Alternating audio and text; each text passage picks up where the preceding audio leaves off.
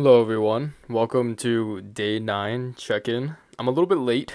It is currently 1 in the morning, so this will probably be uploaded around 2. But here we are. This is the moment where I looked and there were actually views in the YouTube Creator Studio, and I was like, what? My content is getting pushed out to people, and randomly it was the day 2 and 3 check-in. And I refuse to watch these videos back, not because I necessarily hate the sound of my own voice, but you know, I've been trying to balance the imperfection. My biggest fear going into this challenge is that like I'd be cringe, or that it'd be very uncomfortable. And then there's also that sense of purpose of I'm like, why am I doing this? And I couldn't. I will self-advocate and say that I'm a very intentional person. I keep going back to this brand that I'm a CS major, which I am, and usually you want to do things for reasons. You have to be very intentional in the way that you choose to actually write stuff and develop your code because it's sequential. And that also comes with teaching and leadership. It's just I've crafted my life about around being a very intentional person, versed, well spoken, rehearsed.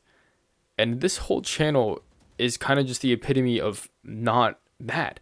When you're in conversation with someone, you work off of them, you catch their vibe, you work within their expectations. When I talk to a crowd, I consider my crowd and my audience and what they might be expecting and what they might be looking for. And I have that balance where I am in control because I know what environment I'm working in. And YouTube is not that.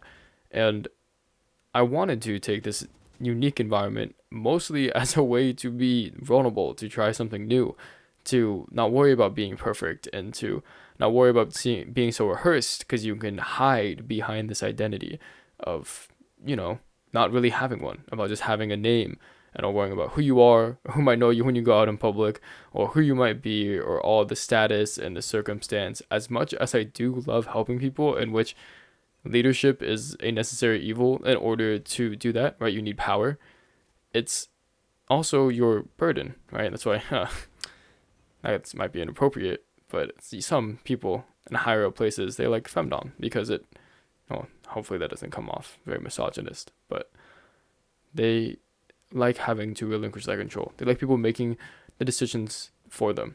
When I go out on vacation, the first time I ever went to Japan, I not only was terribly homesick because it was my grad trip and I wanted to be home, but I also realized that the joys of my vacations were just blindly following along with my family. All the decisions were made for me. I didn't have to think. There was no pressure. I could really just enjoy the moment because my dad and my mom did a great job of putting all the pressure on themselves. And as I grew older, especially with actually working with people and especially getting into relationships, romantic relationships, I know, CS major, romantic relationships.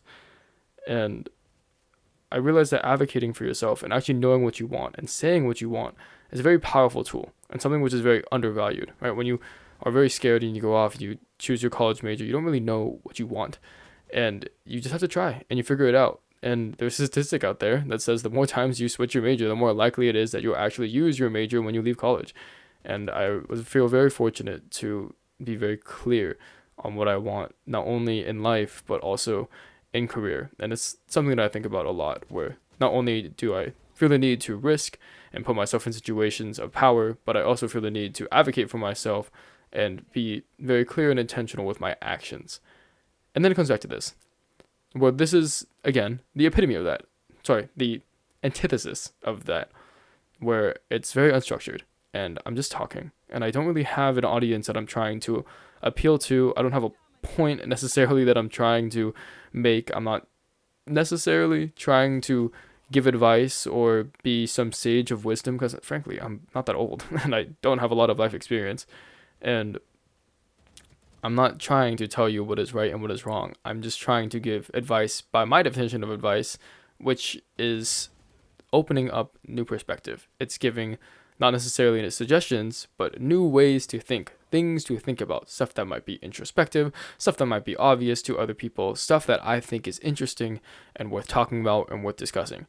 And a part of that is that it's genuine, that I speak in a way that feels natural to me. Because when I go out there in the real world and you talk to people It's improv. I don't know what people are going to say immediately. I don't know what I might be asked, what follow-up questions, that kind of thing. It's somebody's going to tell you stuff, and you have to be comfortable speaking and actually responding to them live.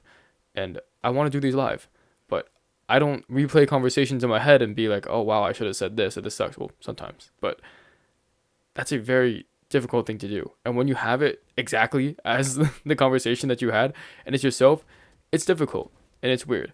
And something else to touch on is the fact that I try to forget that I'm actually uploading these and putting them out to the world and the universe, and people can judge me, and then it's out there. And then it was fine for a while, and then you actually get the view, and you're like, oh wait, there's a real human out there that might have seen this, and you convince yourself that it's AI. Maybe I'm just getting web scraped, but someone out there saw the content, and it did well, and it felt good that somebody discovered what you did, even if you knew that it was outside of your control. And then it makes you wonder, should I change? Should I rehearse things? Should I make things better? Should I better get my point across? Or should I keep it how it is and keep it genuine and keep it real? And frankly, I don't really know. I still don't script these videos. I've started actually writing my ideas down so I don't forget them. My original mindset was just, oh, if I don't remember, then it wasn't meant to be. But I feel like I should have a little bit of structure, at least in I know what I want to talk about when I click record. And the other part of that is that I still want it to be genuine, to be intuitive, to just give what feels natural to me. So, new motivations, new interests, new approaches.